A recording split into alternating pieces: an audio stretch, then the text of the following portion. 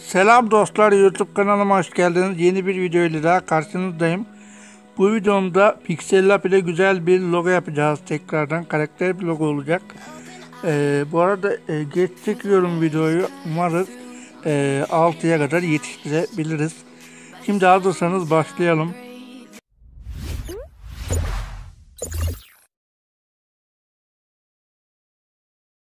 Evet, şimdi Pixel'le başladık. Öncelikle bizim arka planı siyah yapmamız lazım.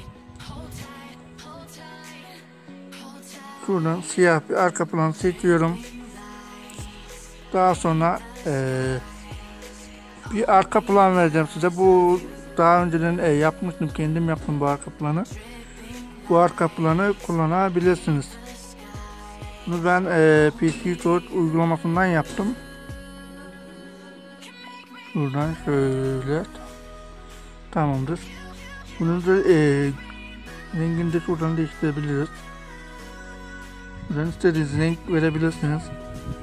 Ben şöyle güzel bir sarı bir renk vereceğim. Şunlara bakalım.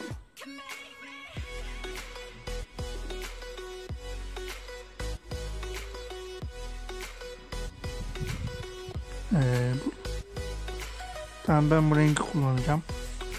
Daha sonra buradan ufaklığını kısıyorum. Tabii kendinize göre ayarlayabilirsiniz. Evet, ben ufaklığını şöyle yapayım. Tamam. Kaydetmiyor musun bu arada? 41'de bıraktıydık. 41'de yapalım. Tamam. Şimdi buradan yuvarlak bir daire var. Bunu seçelim buraya.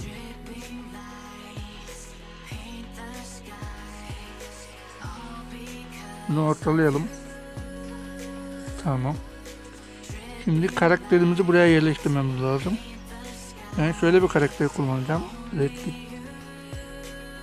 Aynen bu karakteri kullanacağım.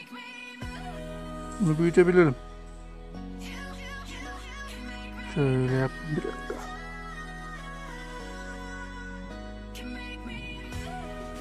Biraz küçültelim.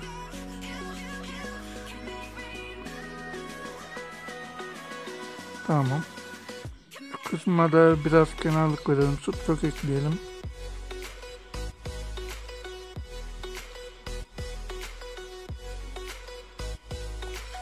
Altı civarlarında bıraksak ya da 5 olabilir.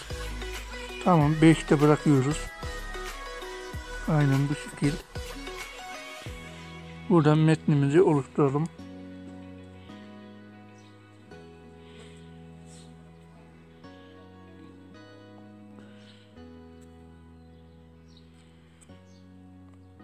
İlk metnimiz bu şekilde. Yaz tipini de hemen şuna seçelim.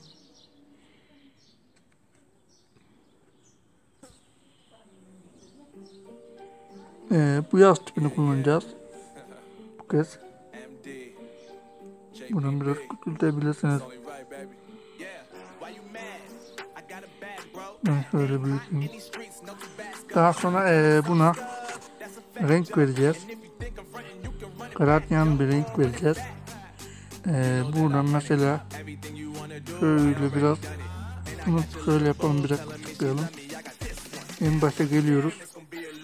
Bunu şuraya kadar yapalım böyle. Tamam. Bunu da buraya kadar olabilir. Tamam, bu şekilde yapıyoruz. Daha sonra gölge efekti vereceğiz. Bu gölgeyi de aktif hale getiriyoruz.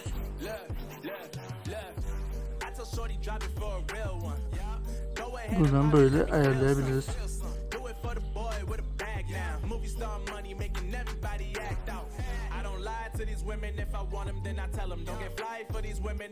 Gölge verebilirsiniz eğer oluyorsa. Eğer bir şey vereyim. Ben burada bırakayım. Tamam. Böyle yapalım.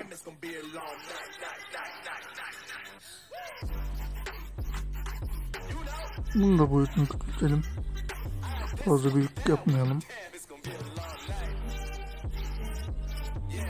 Şurada dursun mesela.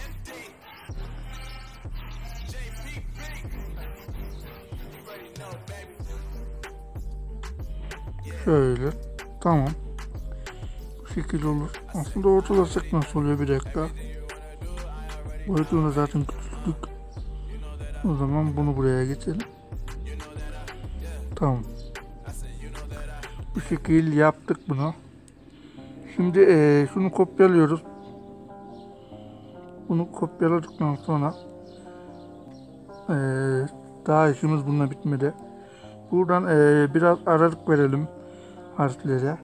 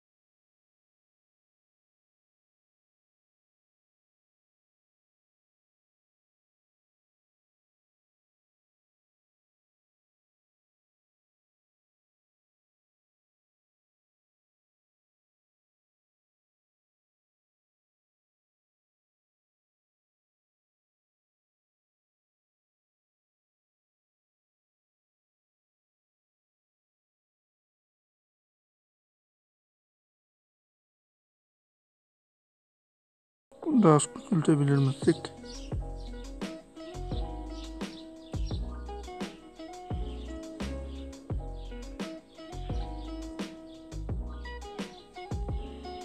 Tamam.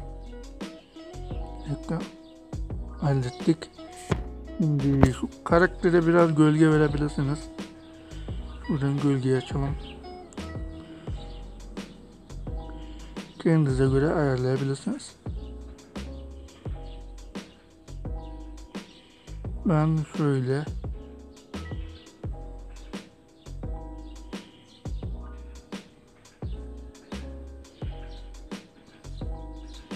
tamam, ben bu şekilde vereyim.